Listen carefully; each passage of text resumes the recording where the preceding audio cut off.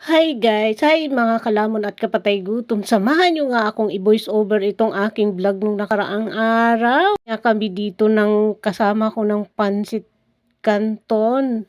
Tal na naman nga ang person. Kasi alam guys kung ano yung susunod-sunod ko. Kaya pagpasensyahan nyo na nga ako dito mga kalamon at kapatay gutom, madam people. Kain nga raw tayo ng pansit dyan. Nagluto nga ako kagabi ng pansit dahil nagutom man ang maninay nyo, char.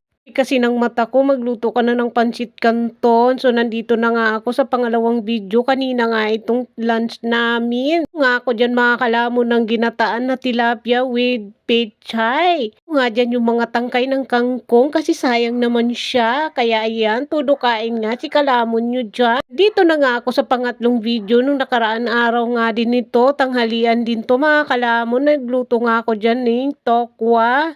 Lumpia nga yan mga kalamon na togi at bagoong at sili daw na lutong Bicol. Nagluto nga ako dyan ng sili. Nga yan dyan na itlog. Iniinggit-inggit nga kayo dyan ni kalamon nyo. Sabi ko nga dyan, kain din kayo ng itlog. Nalirapang na nga ni kalamon nyo ang itlog dyan. Wala nang ang humpay ang pagkain nyo dyan sa itlog na yan dahil napakasarap nga daw yung itlog mga kalamon. Kain nga daw tayo for today's video guys. Nga ito nung nakaraang araw. Ngayon ko lang to na voice over dahil nga na-imbak ng ating ibo-voice over at i-edit. So, ayan na nga. Nandito na nga ako sa lumpia na togi. Ay na nga ako dyan ng lumpiang togi. Napakainit nga yan lumpiang togi na yan. Kaya pinahuli ko siyang kinain. Pinapak ko na nga lang siya mga kalamon. O diba? Sarap yan.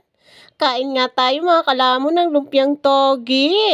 Nandito na nga ako. Kaninang umaga nga itong vlog ko guys. Nagko-coffee nga daw tayo dyan at pandesal. Bumili nga ako dun sa suki kong pandesal.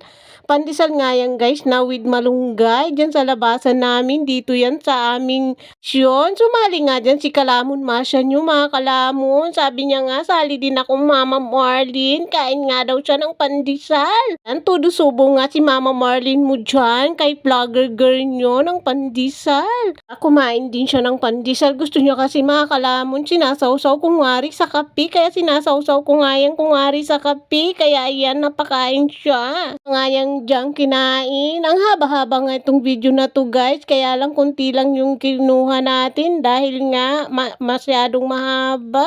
See you guys. See you next vlog nga tayo magkita-kita. Bye bye mga kalamon at kapatay gutong. Madam people, I love you so much.